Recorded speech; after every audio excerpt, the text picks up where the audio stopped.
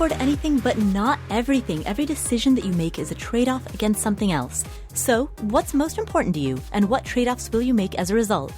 My name is Paula Pant, host of the Afford Anything podcast, where we explore this question. And today, I'd like to introduce Robyn Dreeke, who catches spies. Robyn Dreeke is a 29-year veteran of federal service, including the U.S. Naval Academy and the Marine Corps. He was a senior agent in federal law enforcement and, until recently, the head of the Counterintelligence Behavioral Analysis Program, where his mission was to thwart the efforts of foreign spies. So he's a spy catcher. He was also tasked with recruiting American spies. So basically, a lot of what he had to do within his job was generate trust. Because when you're trying to catch foreign spies, or when you're trying to recruit talented people to become spies for the U.S., you've got to be trustworthy. You've got to be the type of person who's got people skills. Robyn decided to inspire reasonable, well-founded trust among people by formulating this thing that he refers to as the Code of Trust. And the Code of Trust is a system that he devised and tested as he was doing years of fieldwork in national security. And since he has developed it, he has now taught this Code of Trust to high-level executives at Fortune 500 companies, to law enforcement, to CEOs, to academics, to people who work at think tanks. So the Code of Trust has been rigorously tested and has been taught to some of the highest-ranking people across a multitude of industries. And again, the Code of Trust, which we are about to discuss on today's episode, is a set of 5 rules of engagement. And if you follow these 5 rules, according to Robyn, then you can inspire legitimate, lasting, sustainable trust with the people around you. And so for the lives of everybody who's listening, you and I may not be catching foreign spies, but we need to create trusting relationships at work, at home, in every element of our lives. So let's talk to Robyn. Oh, hey, and P.S. The Code of Trust is based on 5 principles. Number 1, suspend your ego. Number 2, be non-judgmental. And before I get to the last 3, on the topic of suspending your ego and not being judgmental, all right, here's what happened. When Robyn and I recorded this interview, we discussed all 5 of these principles, but the sound file got corrupted and we lost a lot of the interview recording from us discussing those first 2 points. So I am suspending my ego to tell you that, and I hope that you are going to be non-judgmental in hearing it, because the upcoming interview is going to be a discussion between me and Robyn on 3 out of the 5 principles. So number 3, honor reason, be reasonable. Number 4, validate others. And number 5, be generous. Robyn and I are about to talk about 3 out of those 5. I hope you'll like it. It's a good interview, in my opinion. And yeah, hashtag ego suspension, unintentional. All right, without any further delay, here is Robyn on the Code of Trust.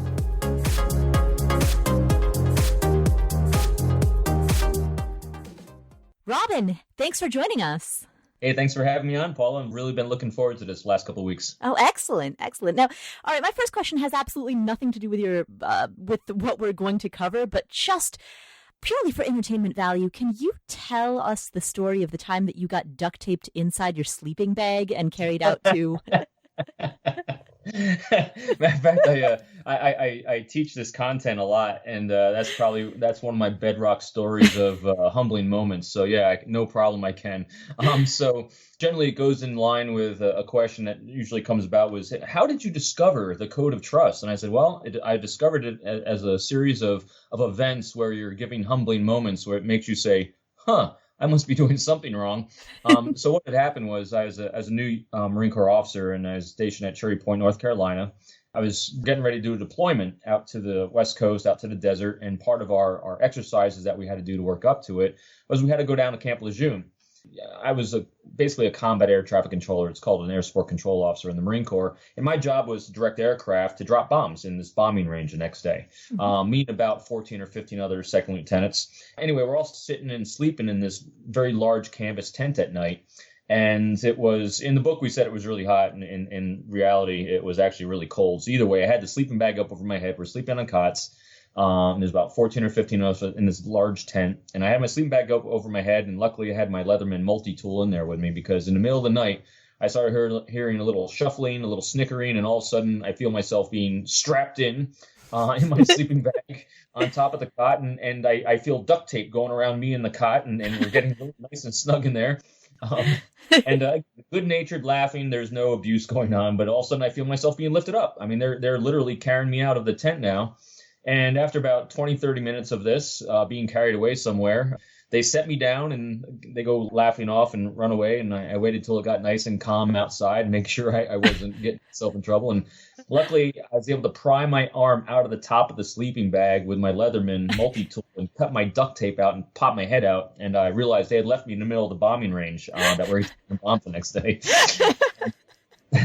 So I was able to drag all my stuff back into the tent. They're all laughing. Needless to say, they didn't do this to anyone else. It was a clear message. And this is one of those key critical things in life that is really, really important. And that is the difference between what we think we're projecting to the world and what the world actually sees when they see us. And so that was just one of these moments in my life where I said, I think I was a great guy that got along with everyone, but obviously they were seeing something else because that type A hard charger was a little over the top. And I really hadn't learned what leadership really meant at that point yet. So the 5 rules to gain trust: suspend your ego, be non-judgmental. Those are rules number 1 and 2. Let's talk about the third one. Yeah, honor reason. And having, again, I peruse your website and everything you do, and I'm enamored with it because I think it really overlaps well with what I do. And one of the tenets of it, I think, is 3 is honor reason. Honor reason is about the ability to maintain cognitive thought during times of really where people tend to get emotionally hijacked, either through stress, anxiety, resentment, or influences from societal norms. They don't honor reason. They honor emotion. And that emotions are fine, but I can guarantee you the cause and effect of everything. What honor reason does is it maintains that as long as you understand what your goals and priorities are, you understand the goals and priorities of others, you can now make very conscious choice and ask questions about what you're doing and what others doing that are actually going to help or hinder them achieving what they're actually moving towards and trying to achieve. And so instead of saying, I feel like doing this, or I hope someone does this, those are emotional things that are setting people up for failure a lot of times. Instead of saying, wow, if I just do X, Y, and Z, that's actually furthering me being able to accomplish this. If this person, if I ask them about what they're trying to achieve and I ask them how is what they're doing helping them move forward to that, it actually helps them rationalize and remain cognitive as well. And how can a person, particularly for somebody who's listening to this, who is thinking at this moment, wow, I do tend to react emotionally to circumstances around me. How do you go through the practice of ruling your emotions rather than being ruled by them? For me, it came at a point when I got really sick and tired of being frustrated and angry at work about, fighting battles. And I just said, I'm done. I'm letting go. And I started identifying at that point, 1, I don't want to feel that way anymore. I don't want to feel resentment. I don't want to feel angry. I don't want to feel frustration because they're not helping me move forward in the things that I want to move forward in. And most importantly, as a leader, it's not helping me help others be a resource for their prosperity because I have no clarity of thought. It starts with us trying to achieve a very, very specific thing. Like I want to get promoted. I want to make more money. I want to buy this thing. Those are very, very specific in nature. And because a lot of other people are going to have input about how that is going to happen, you don't have a whole lot of input. So in other words, you have less control. And when we have less control and we're trying to control, that creates that stress and anxiety. And that starts the whole process. So that's why you got to step back, ask yourself when you start getting that emotional hijacking going, what am I actually trying to do and achieve? In other words, why do I want to have a bigger house? Well, ultimately what you're trying to do is you're trying to provide a comfortable lifestyle for you and your family. There's a lot of ways you can provide a comfortable lifestyle for you and your family, and this might not be the path. So if you can take that objective step back, you can honor reason by asking yourself, is what I'm doing helping or hindering that? Then it's easier to move forward.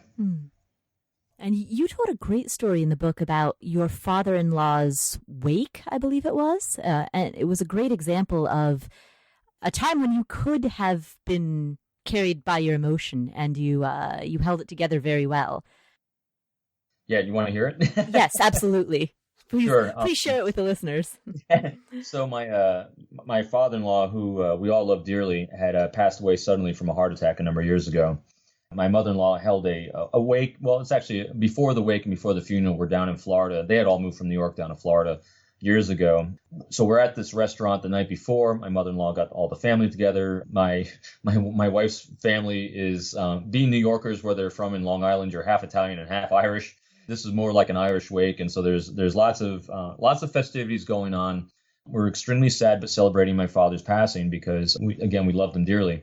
But what I didn't realize was we had about 30 or 40 family members in this one side of this restaurant. We'd been there for a couple hours, and the Irish were having a good time reminiscing about my father. And it gotten a little loud and a little rowdy, unbeknownst to me. And there's a gentleman behind me that I didn't realize was sitting there because I thought we had the whole side of the restaurant to ourselves. And I didn't know he was there. And all of a sudden I get this pretty hard slap on the back and some 4-letter expletives coming at me, claiming about how rude and how disruptive we were. And he was being pretty inconsiderate with his tone of voice. But in that moment, where generally people are escalating things by countering and defending what they're doing and saying it's your fault that you're sitting here, or, hey, we're in the middle of a funeral, I decided, I immediately went into what I call science experiment mode. I knew that this was a moment. Again, you asked, how do you get better at these things? Well, you recognize an opportunity when they present themselves to practice the code, and I did immediately. I immediately asked myself, well, what's really my goal in this? Is it to defend the family honor? Is it to, make a hard time for this guy who actually, he was twice the size of me, all muscled up, and he's sitting there with his date. Neither of them had wedding rings. They looked to be about, 10 years older than me. So it's easy to assess what their goals and priorities were. He's trying to get us to shut up so he can impress his date and have a nice date and look like the big man. My goals and priorities was actually, I got my kids running around. There's teenagers, there's little kids. This is a family event. Instead of trying to big man, the really goal and objective was to de-escalate. And so now the goal became, well, how can I inspire him to want to? And so I don't think in terms of convincing, because you can't convince people of things. I think in terms of inspiring people, because when you think in terms of inspiring people, you're really reversing it and making it all about them. And so when I was thinking, how can I inspire him to de-escalate? That's when I said, well, what are his goals and objectives? And what can I do to be a resource for him achieving them? And when you listen to his words, he said we were loud and annoying. And you know what? We were. And so the first thing I did was I validated that. I said, you know what? You're absolutely right. We're loud, we're rude, we're annoying. I'll tell you what I'm going to do. I'm going to go talk to the manager right now and see what he can do to, make this up to you. And my father's funeral's tomorrow morning. And also I'm going to tell my family to quiet down because, we were rude and not obnoxious. And I really apologize for what we did to impact your night. It's funny. I really thought cognitively when I was doing this, I threw in the fact that my father's funeral's tomorrow morning because I did want him to have context of what was going on in our lives because he didn't. But you can never make an excuse for your behavior because it becomes about you. So I consciously just threw a fact in the middle of my train of thought where I was validating him and going to take some action to correct just to see what it would do. And immediately his nonverbal started de-escalating. You could see he was feeling a little bad about it. And that is okay because my goal was to make him have a great evening with his date and feel like a big man. So I then go over to the manager. I say to the manager, hey, I really apologize. We've been rude and disruptive. My father's funeral's tomorrow morning. And also, I'd hate for you to lose some customers because of my actions of me and my family. What can I do to help you make it up to them? And he said, oh, my gosh, don't worry about it. You've been wonderful. We're so sorry for your loss. He said, I'll go take care of it. He now goes over to the couple and starts handing out some coupons for meals or something like that. I then go back over to the couple while he's talking, but the manager was there, and I said, sir, ma'am, I really apologize. I'd like to buy you a round of drinks for the inconvenience that I caused you tonight. And he just shook his head, downtrodden and feeling a little low. And he said, don't worry about it, brother. We're so sorry to hear about your loss. We've already bought a round of drinks for your whole family. Hope tomorrow goes well for you. Mm. And it's an example of here I am, a type A. Meanwhile, my wife's cousin was like, what's this former Marine FBI guy going to do to this guy with his pinkies? No, I'm not. I'm actually going to think about what's best for you. What are your goals and interests? And what I'm doing is, what are my priorities? I want a de-escalation. And then from there on, I made it about him with honesty, transparency, openness, with no excuses of behavior, because I am 100% anti-manipulation, anti-deception. I'm probably the only FBI guy that'll ever, that works counterintelligence that tell you that. But those things, if you start down the road where you're using any kind of form of manipulation whatsoever, which is nothing more than attempt of control with deception, you're not going to inspire trust. And once it's found out, you'll never get it back. So that's just a good example of how to exercise ego suspension is when you hit those moments, think to yourself, what am I really trying to achieve? And what am I about to do and say? Is it going to help or hinder what I'm ultimately trying to get to? So kind of suspend ego by focusing on the mission rather than, rather than yourself. Yeah, I call it the difference between the means goals and the ends goals. The means goals are those very specific things, like I want to win this battle. Well, in the ultimate thing, what you're trying to do is you're trying to win the war. To me, the war is very, very broad emotional states of being. For me, the ends goals are very, very, I have three anchored ends goals, which I honor above everything else. Number one is happy, healthy professional relationships. I will, in the best of my ability, I will never do anything either verbally or non-verbally to dishonor a good, healthy relationship with someone.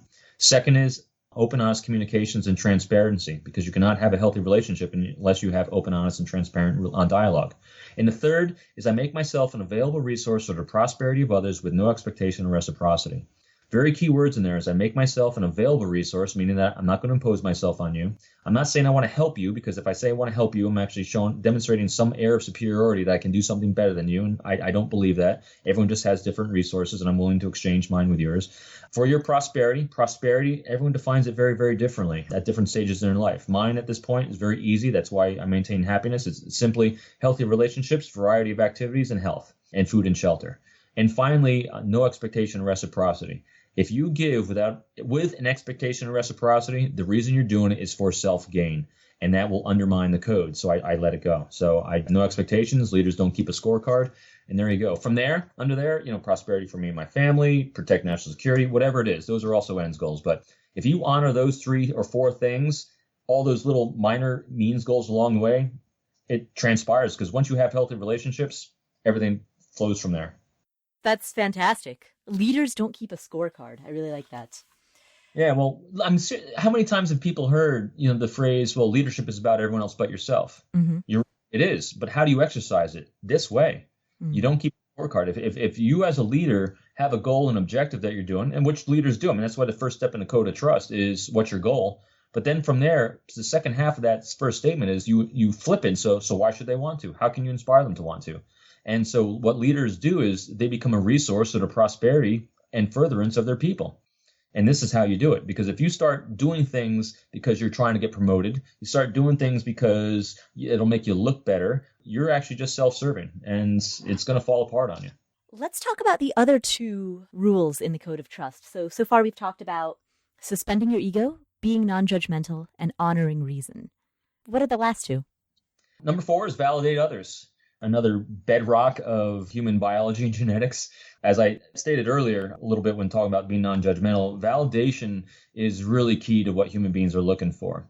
And some people, when they talk about rapport or they think they're talking about validation, they're thinking in terms of flattery. And it's the furthest thing from flattery. It might entail flattery. And sometimes people say, hey, comment on what a nice photo it is on their desk or what a nice blouse they're wearing today. And I'm like, that is so surface and so transparent because it doesn't mean anything. What validation is a much deeper attempt to try to understand the human being that you're engaging with. And you have to combine it with being non-judgmental. In other words, how did this person arrive at who and what they are today and where they are in front of you? The choices they made, the background they have, whether it's their biology, their genetics, or their ethnicity, their gender, their orientation, all these things give you an amazing optic on who they are so you can know how they want to be interacted with. And so validation is really the deeper seeking to understand without judgment. And a lot of times it doesn't mean that you're agreeing with someone. Matter of fact, most of the times it doesn't mean agreeing. Agreeing with someone doesn't even come into play with it, although it can. But most of the time it's just seeking to understand non-judgmentally, because human beings, that's what we crave. Every time we have a conversation with someone, all we're doing is we're exchanging anecdotes. We're exchanging stories, ideas, and thoughts and opinions. And what we're doing is we're seeking that the other person we're talking to is going to accept those ideas, thoughts, and opinions for who we are. We'll get a head tilt, a nod, a smile, because when that happens, our dopamine on our brain is releasing. It's all the pleasure centers are firing, saying this person is good for my survival because they accept me for who I am. They accept me part of the tribe. And that's why validation is so powerful. Again, these things aren't a sequence, all these 5 steps. They're a homogeneous morphing together of all of them working together. I thought it was interesting in the book when you talked about how the difference between validation and approval. And specifically, you actually made a comment that really stuck with me where you said that the approval can actually be risky because then it puts the person at the risk of disapproval. It puts that person at the risk that your opinion of them may change. Whereas if you validate somebody non-judgmentally, that is true always. Yeah, people more times than not are looking to be understood, not agreed with. And just agreeing with someone can also come across as very patronizing as well. And I've often been asked if I've ever been accused of being patronizing, because one thing I won't do with someone, especially in critical situations, is argue context, because everyone's got a different opinion of what events are from their personal context. And so I won't argue it. And someone wants to me, so you're not going to argue? What, are you just patronizing them and agreeing with them? I said, no, I'm seeking to understand them. There's a big difference, because the difference between patronizing is just a surface attempt to placate. Validation is that attempt to, well, wow, you're saying something like this. Wow, I never heard it quite put that way before. Help me understand. How did you come up with that? It's really unique, as opposed to, I don't agree with that. You mentioned that you don't argue context. For the sake of those who are listening, can you define what you mean by context? Yeah, context. Say, you witness an event in the news, you witness political events, or world events, or even events in your home, at work, where something happens and someone has an opinion about it. And someone voices that opinion about it to you, or publicly, or somewhere else, and it differs from yours. What most human beings try to do at that point is correct them. Human beings, we have this incessant need to correct other people. And here's another guarantee of human behavior. If you correct someone, I guarantee you they're not going to listen to you. Their shields are going to be up, and they're going to be defensive about their position. Mm-hmm. And in most of these cases, what you're trying to do is you're trying to inspire them to want to listen to your ideas. Mm-hmm. And if you argue context, and context is just their optic, their perception of what that event was because of their background, their experiences, their gender, their ethnicity, all the things that make them who they are, the experiences they have between the ages of 9 and 19 that form because of all the emotional impulses that hit the brain before the prefrontal lobe is fully formed. All these things impact how each individual sees an event from their perception. Mm-hmm. If you start arguing perception, you start arguing context, I guarantee you shields are going to be up. And since everything I've ever done for the last 20 years, with the FBI and, 9 years before with the Marine Corps, is to try to get shields down, information flow, because when you have information flow, you have transparency. When you have transparency, you have situational awareness. When you have situational awareness, you can honor reason. And so in order to do that, you cannot argue that context. So I won't do it because it's useless. What a waste of time. If really the only reason people are arguing is because you want someone to listen to your ideas. So instead of trying to think in terms of how can I convince them to listen to me, the best thing you can do is think in terms of how can I inspire them to want to listen to me. And the way you do that is don't argue context, and then ask them their thoughts and opinions about what you think. Because I'll tell you what, you want to plant seeds with someone, the way to plant seeds and ideas with someone is not by telling them what you think and what you think they should do. Ask them what they think about what you think, because when you ask questions, it's going to rattle around in that brain a long time. It has to. That's just the way the brain works. We'll come back to the show in just a second, but first, I have a question for all of the entrepreneurs and small business owners in this audience. What if hiring could be easier? What if it could be more streamlined and less time-consuming? With ZipRecruiter, you can post your job to over 100 of the web's leading job boards with just one click. Then, ZipRecruiter puts its smart matching technology to work, actively notifying qualified candidates about your job within minutes of posting, so you receive the best possible matches. And that's why ZipRecruiter is different. Unlike other hiring sites, ZipRecruiter doesn't depend on the right candidates finding you. It finds them. No wonder 80% of employers who post on ZipRecruiter get a quality candidate through the site in just one day. And the easy-to-use ZipRecruiter dashboard lets you manage your hiring process from start to finish in one place.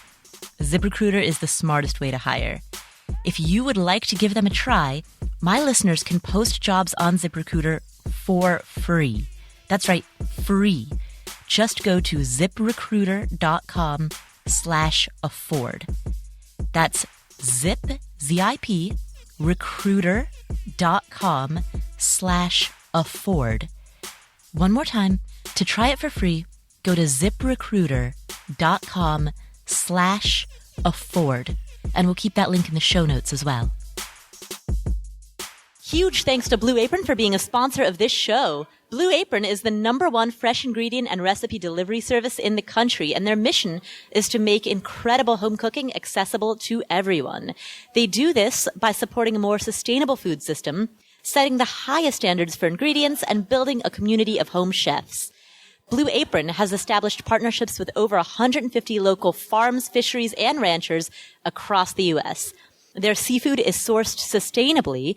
Their beef, chicken, and pork come from responsibly raised animals, and they have plenty of vegetarian options.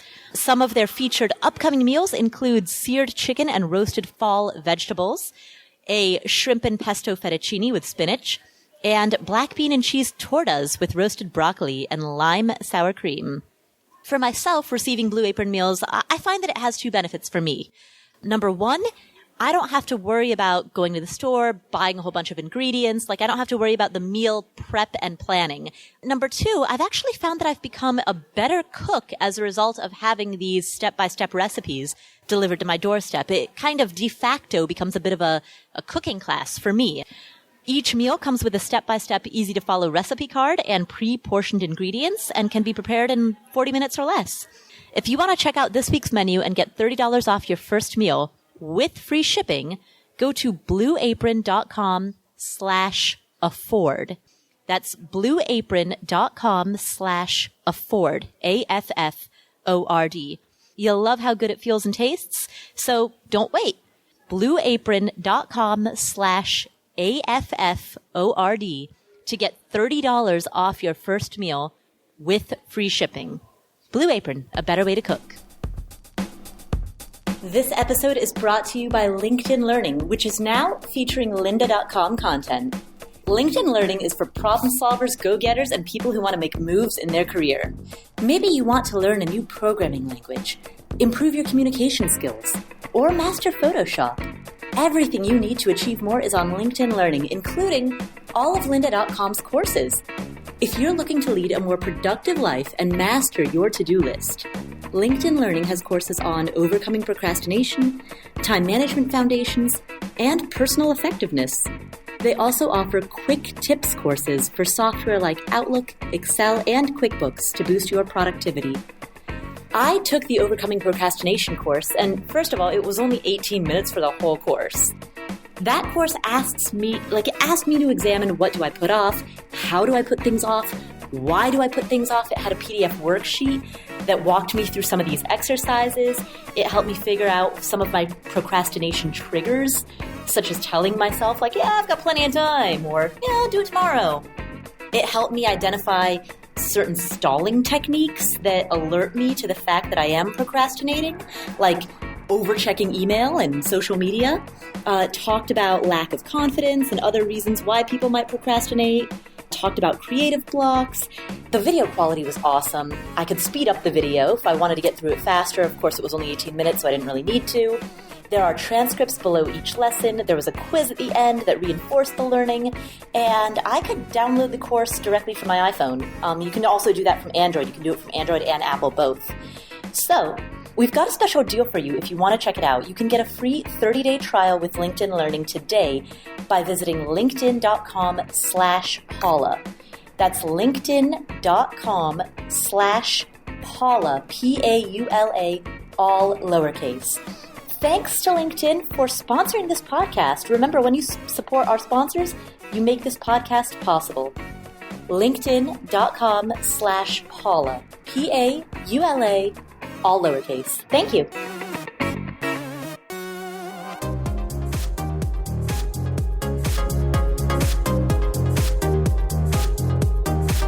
Let's talk about the fifth of the 5 codes of trust. The fifth of the 5 rules to gain trust. Right. They're principles, rules. They're all together. It's being generous. There are plenty of ways of being generous, and this is not like, hey, get out your wallet and be generous. It could be, but really being generous is being generous with your time, be generous with your validation, being generous with your ego suspension. In other words, it's taking all the 4 things that you've just done and doing it to excess. And the funny thing is, some people can think that the code is about, you might slip into the conundrum of being a carpet and being walked on. And never, because what keeps you from being walked on with all these principles is the fact that you started out with understanding what your destination was, and you're moving cognitively towards that destination, thinking in terms of, what I'm doing is it helping or hindering, and now we're flipping it and making it about the other person first, understanding what their goals are and making yourself a resource for them without that expectation reciprocity. And when you add number 5, when you're being generous, one, you're ensuring that you're putting others first, and you're triggering the biological and genetic coding again for what's called reciprocal altruism. Ancient tribal man, you get 10 people go out on a hunt, one of them makes a kill, he comes back, everyone intuitively knows he should share. Because if he doesn't share, the likelihood of him being prosperous later on, should he become sick, lame, or injured, is extremely low to none. Mm-hmm. And so we're genetically coded to reciprocate through generosity, as well as it's just good practice for leaders to give more than they take in. Mm. And there seems to be a little bit of cognitive dissonance there. Giving must be done without any expectation of reciprocity. Yes. And also the way that society generally functions in the broad aggregate is reciprocal generosity. Yeah, it's a funny thing that it's hard to get away from expecting reciprocity because we fear we're not going to have what we need if we give too much. That's just our genetic, that's, Maslow's hierarchy of needs, hidden in there. But in reality, when you let go and you take care of others first in excess, first of all, you're fostering relationships and you're fostering trust. And the more relationships and trust you have, the likelihood of you having enough resources for your own prosperity starts hitting a parabolic curve and spiking upward. So you don't even have to ask for anything in return. People are just because you're having communication, they know your needs and they're going to give it to you, and you're not going to ask for it. And this is where patience hits this whole thing as well. Some people want to give, some people don't want to give, some people want to give today, some people want to give a year from now, some people might not ever want to give. And all of it is completely fine because it's all about them, their tempo, what they're willing to do, the relationship that they're willing to have. And as long as you're generous, because again, what are leaders? Leaders are resources for the prosperity of those that they are leading. And leadership's not about title and position. It's about it's how people feel about you. It's about what you do about others. How do you practice generosity while also maintaining healthy boundaries? I get asked this a lot in different ways. I get asked, well, Robyn, if you're practicing the code of trust, you have too many friends. How do you deal with all that? Too many relationships. I have never, ever had that problem, Paula. There's a funny flow that happens because people form deeper relationships of trust when you have a few things in play. One, you have unlimited time together. Other people, you have limited time. You only see each other once a month, once a week, once a year because of logistics. So those you don't have to worry about. And the ones that, I can honestly tell you, I probably got 4 or 5, high levels of trusted relationships. And not that everyone else falls short of it. It's just that the logistics, the overlapping of priorities that we both have is limited. The resources we have to foster what each of us is working on at that time becomes limited, so that everything always continually has that ebb and flow. And I've never had it exceed my ability to keep those relationships healthy because everyone's interests throughout life continually ebb and flow.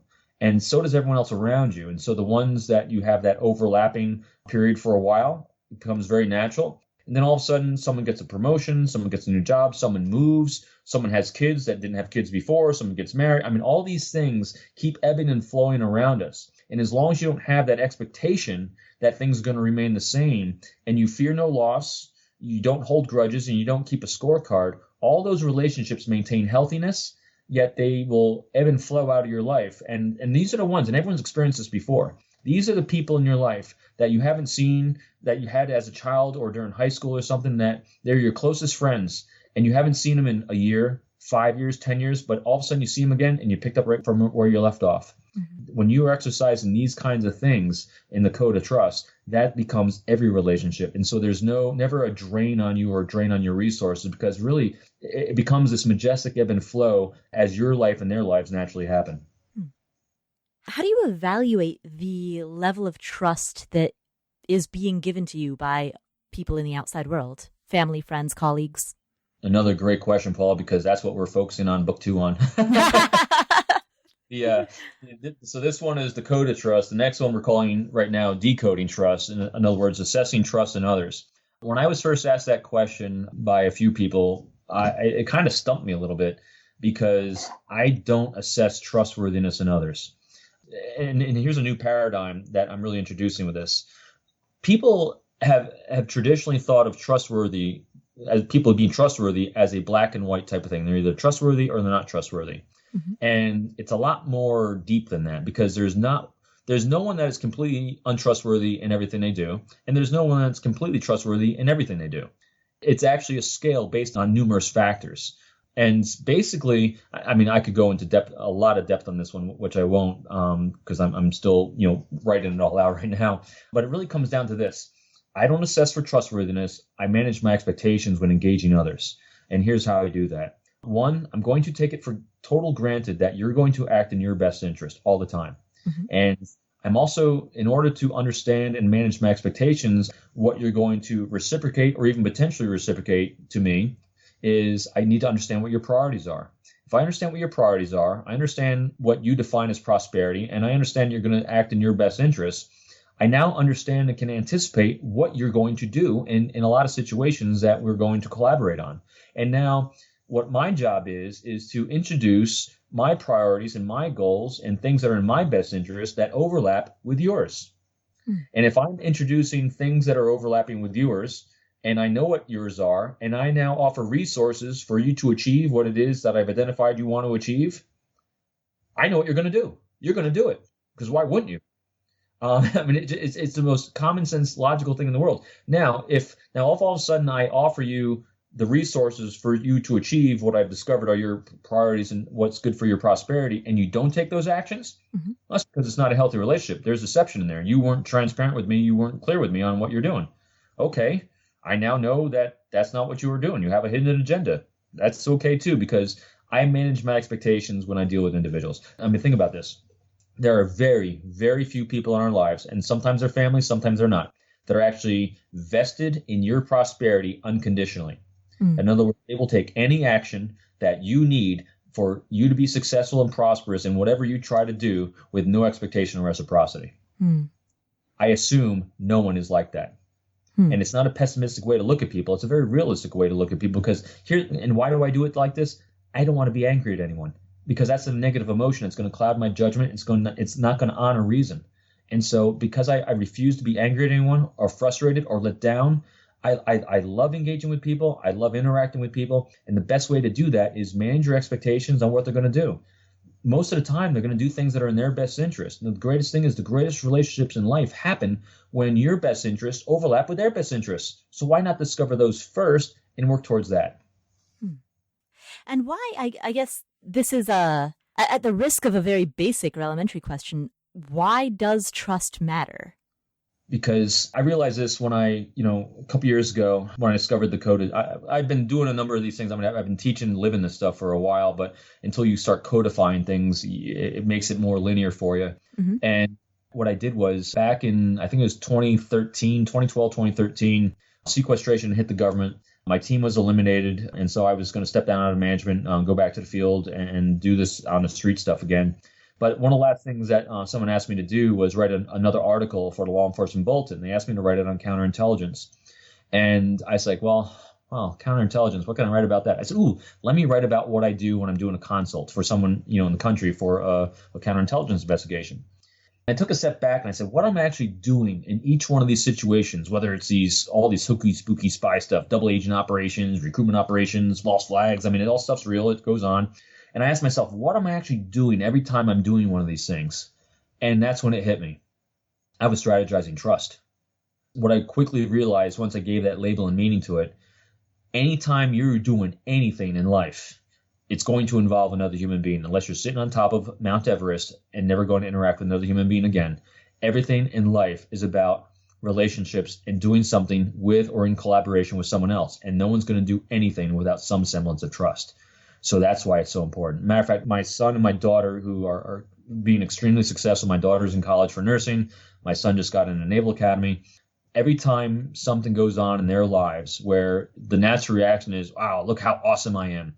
The first thing we do is we sit down and we take an account. Who was it? Who were the relationships that we have that made this happen? Yes, you have great skills, but great skills without trust and great skills without relationships are completely useless. So let's honor the relationships. Let's give thanks to the people that actually help you facilitate this. And so that's why trust matters most in everything. I mean, you can't even think about this. You can't even drive down the street without trust. You can't drive down the street without trusting that the car in the other direction is not going to hit you. So there's always trust somewhere. All right. Well, thank you so much. Is there anything that I haven't asked that you want to emphasize? Paula, I could go on for days. No, you did a great job. I mean, we hit the tip of the iceberg, really. Here, tell me a little bit more about your mission and what you're doing, because I'd love to tie this into that if I could before we leave. Sure, absolutely. I mean, a lot of the people who are listening to this interview are people who are interested in what everybody, I would say, is interested in doing a better job of managing their money. Now, for some people, that means paying off debt and just having a financially secure life. For others, that means building investments and accelerating towards a very early retirement. And by very early, I mean retiring in their 30s or 40s. So unusually early as compared to the average American. So the shared commonality is that people want to manage their money better. And that desire is not in a vacuum. That desire is because of some type of better life or improved lifestyle. Yes. All right, good. And that's what I thought it was, Paula. Because I want to make sure that one of the things that, as you know, too, when you're facilitating and chatting with peers and people with like mind, you want to make sure they have tools. And so here's how I can translate what we just talked about today into that, because I truly believe in exactly what you're doing. I mean, I turned 50, in a couple months, and I'm done. I don't have to do anything else. And I could have done it earlier, but, I got a government pension, so why not? Because congratulations. Thanks. So as I've discovered, and I think everyone can attest to this, the more resources you have, the better off you are and the better options you have. And so honoring reason and really identifying those ends goals that you have and the means goals, let them stay aside. And those ends goals. For me, prosperous, comfortable lifestyle for my family and I. That is an ends goal, and it's a very, very broad ends goal. And there's lots of ways that can be achieved. And as long as you maintain cognitive thought process and not get emotionally hijacked by how you can do that, be open to other people inputting on how you can do that, because how do you do that? You have more relationships. The more trusting relationships, the more you've made yourself a resource for others, the likelihood of others being a resource for you, at least with ideas, thoughts, all these opinions about how to do things, that's where this thing really comes to being. And the other thing that was really good for me, I feel very prosperous in my life right now. And it's because I'm doing things like you've said, Paula, and because I'm honoring the code here, because I've clearly defined for myself what prosperity means. And for me, it's very, very simple. Food, shelter, healthcare, and comfortable lifestyle. And there's lots of ways that can be achieved. I'm very flexible to how those things can be achieved, because if you have healthy relationships, there's lots of resources for that. And the other thing, too, that's helped this maintain cognitive thought process, I fear no loss. There is no loss in my life. There's just change. Change means I've mastered the thing I just finished. I'm meant to move on to the next one. Can you elaborate a little bit more on the I fear no loss? There is no loss. There's only change. Yeah. I mean, I've witnessed, and I think we've all witnessed this. I see so many friends and acquaintances that, a simple thing like retirement. I have people and friends that are absolutely holding on to their job title and position with all their might, creating stress, anxiety, and discontentment, anger, fear, because they don't want to let go of that title and position. And all I keep telling them, I said, you realize all you're doing is your path is clearly moving you somewhere else. And the harder you fight against it, it's going to get harder and harder. It's not going to get easy. And what's the definition of crazy? Doing the same thing again, expecting different results. I said, all you're doing is resisting your movement forward. Stop, let go. I mean, we've all had this situation in life where you wanted to achieve something and it wasn't working. So you fought harder. You started getting really frustrated. And finally you got so frustrated, you just totally let go. And the second you let go, oh, wow, the solution is right over there. That's right. What this is. That's exactly what the code is. It's letting go before you got too frustrated. Because the sooner you let go of the way you thought it was going to work, the more relationships you have, your network's going to tell you how to get forward to where you're trying to go. So being a type A hard charger that's always moved forward to the objective, steamrolling everyone along the way, I'm telling you what, that does not work.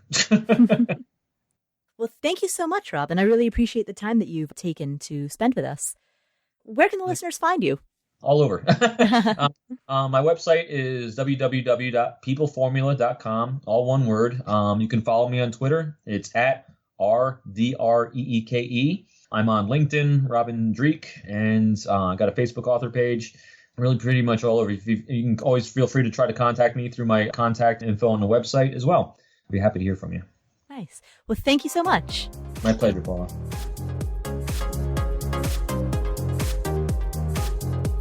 Thank you so much, Robyn, for joining us. Now, what are some of the key takeaways that we got from today's episode? Well, here are a few that stood out to me. Number one, Robyn talked about, and this is sort of a theme throughout the conversation, directing responsibility inwards. Other people may treat you in whatever way in which they do, but your job as an individual is to direct responsibility inwards. Don't think, that person's a jerk. Think, what can I do in order to positively influence the situation? Can I validate this person a little bit more? Can I suspend my own ego so that I can serve this person regardless of how they're treating me? Can I exercise some way of being less judgmental about this situation? Like, the theme throughout everything within this conversation was starts from a bedrock of radically directing all responsibility inwards. And that's something that we covered in episode 66, which was when I chatted with my friend Emma Petit, who's a brilliant real estate investor and writer and very good friend of mine.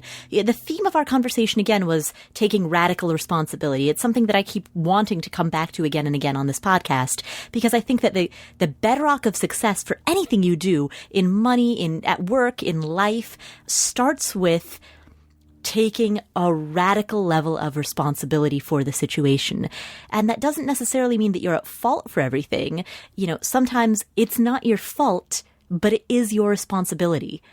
And so again, in this conversation with Robyn, in order to garner the trust of others, begin by directing responsibility for all situations at yourself. Another theme that came up is that triangle between thought, behavior, and action. So a lot of what Robyn talked about, suspend your ego, practice non-judgmentalness, be generous. Okay, that's great, but how? How do we actually put that into practice? And as Robyn kept saying, the answer to each time I asked how was, well, it begins with awareness. So start with awareness, meaning start with thought, and then let your thoughts influence your behaviors and actions.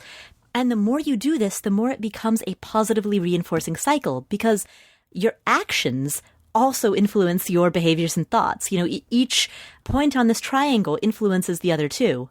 So start the chain reaction somewhere, and the more you do so, the more that chain reaction will continue to feed itself. So that's another takeaway that I got from this. So that was another lesson that was reinforced by today's interview. Another thing that I really enjoyed about today's interview was when Robyn made the following remark. I don't think in terms of convincing, because you can't convince people of things. I think in terms of inspiring people. Because when you're thinking in terms of inspiring people, you're really reversing it and making it all about them. Don't try to convince people.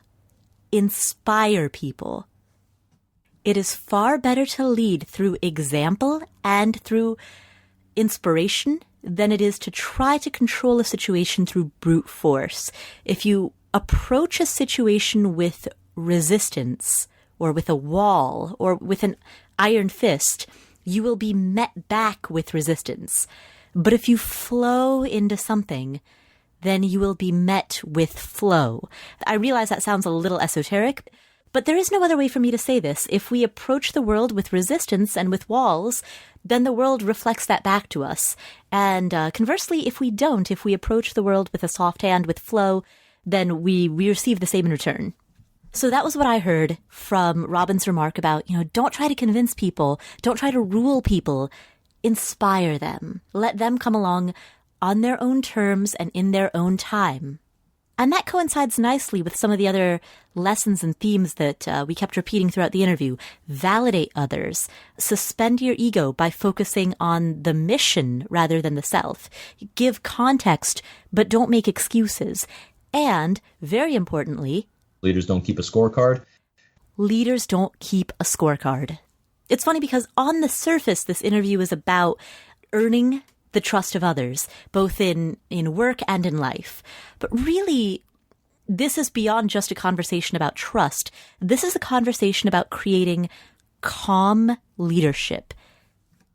And that calm leadership comes from being mission-focused, suspending your ego, being attentive to others, taking responsibility, and rolling with the punches. And if you do those things, you are likely to do better at business, to have better relationships, to have that joy and that feeling of prosperity and security, which are the ultimate end goals. So that's what I took from the conversation. I would love to hear your thoughts. Please leave a comment at affordanything.com/episode 101. That's affordanything.com/episode 101.